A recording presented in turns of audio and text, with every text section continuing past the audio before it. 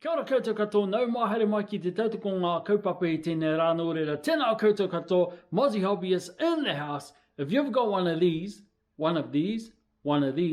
or one of these, and you're trying to figure out how to replace the differential housing, well, this video is for you. So, without further ado, let's get stuck into it.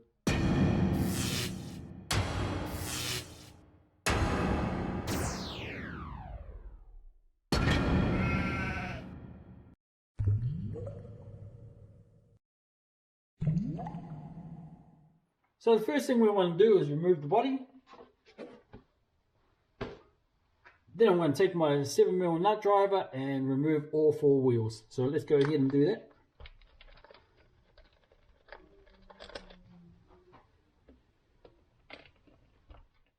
Okay, now that we remove the wheels from the car, we want to concentrate on the rear, right here. Okay, because that's where we're going to be removing screws and unplugging motor wires from the ESC.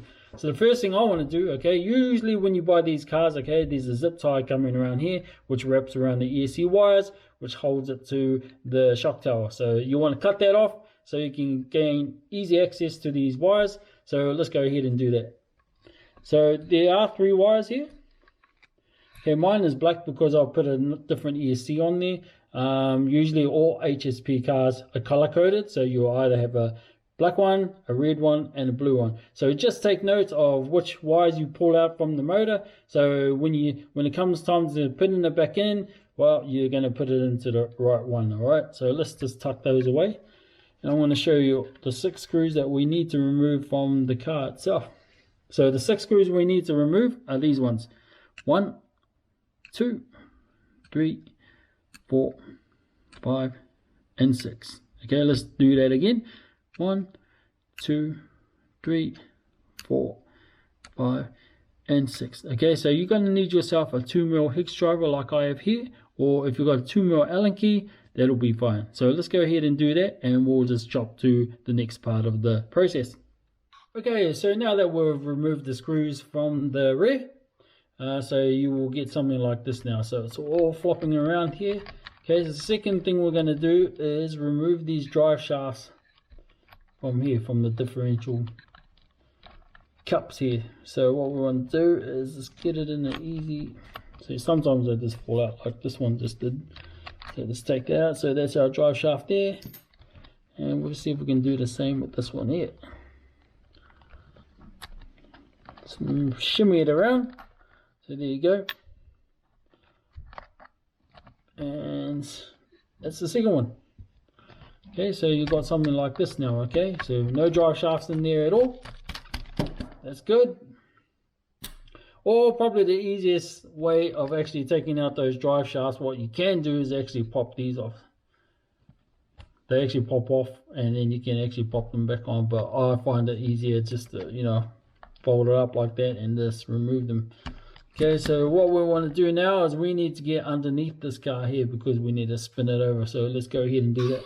So we've got our car here, so it's all flapping around, got our ESC wires out of the way. So what we want to do now is there are a few screws on here as well that we need to remove. Let me get that in picture, hopefully we can see that. Yep, we can see that. So the screws that we need to remove from here are as follows. So 1, 2, 3, 4, 5, and 6. Show you one more time. 1, 2, 3, 4, 5, and 6. And just take note, you know, you can just, like, you know, you don't have to do it in order like I did. You can just go from there, there, or whatever. There's no specific order. The only thing I must tell you too is just remember where you got the screws from, because these screws here are the same size. These ones here are a little bit smaller because they don't need to go straight through to the differential housing here. These just actually hold the wheelie bar together. So those are nice little short screws. So just when you're taking out all the screws, just put them in a nice little pile on the bench somewhere, so you sort of like know where which goes where, and you know what I'm talking about. But yeah, so let's go ahead and remove all those, and then we'll go to the next part. Okay, so now that we've removed those 6 screws from underneath here, so what you can do now is lay it down flat and you should be able to do this. Everything just comes off just nicely. Yep, those are my dogs barking in the background. I can't tell them to shush because I'm actually busy. So yeah, it comes off pretty easy. Actually, you should be able to do this as well. Yeah, there you go. That's what we want to get into. So this is where your differential housing is going to be inside here. Okay, so even if you need to access the idler gear that's sitting in there as well, because most of the times it's the idler gear that's stripped in this car. Okay, usually the idler gear and this one here, the differential housing inside here. So let's go ahead and remove the final screws that we need to remove. Okay, so the screws we need to remove from here is 1, 2, and 3. Okay, so 1, 2, and 3. The first screw I'll remove is this one here, so let's do that now. These are pretty long screws too, so put those somewhere safe as well. These are the longest screws of all of them, to be honest. So that's 1, 2. Okay, usually you go all the way out. You can use speed tips as well. They're pretty handy to have. Makes the job a lot faster. Okay, so that's 1, 2. Yep, the missus just walked in as I'm recording, but anyway, she's going to be on the video. So 1.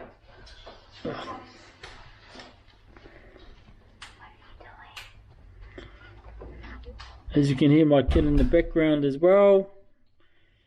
There's no privacy in this house. So let's remove that. Damn it. So anyway, you can remove them now anyway, okay? So I'm just taking my time.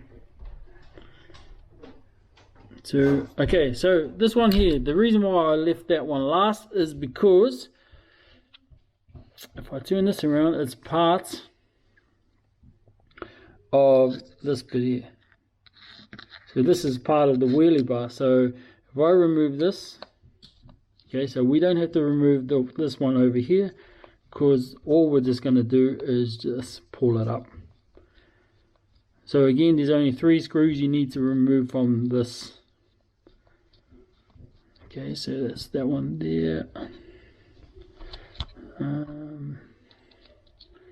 I pull that one out. So the whole idea of doing this is so I can lift this up. So once I lift this up, you'll be able to pull this out. So there you have it. That's how you get into the gearbox. So you've got your diff right here, and then you've got your idle gear right here. So I've already upgraded my ones anyway. So if you were to replace this, because this actually comes plastic stock, this is a metal geared one, so that's actually pretty good. What I will do, me personally, will change this to a metal one and keep this one plastic. Okay, because it's very rare, especially for me, that I actually strip this gear. The first time I stripped this gear, which was a plastic one, then replaced this one, put that in there, and then I had the plastic one in there and pretty much didn't strip the plastic one at all. I've only put a metal geared one in there because I just want to trial a few things. So yeah, that's how you get into, you know, how you get into these things here. So yeah, hopefully you're happy with the video.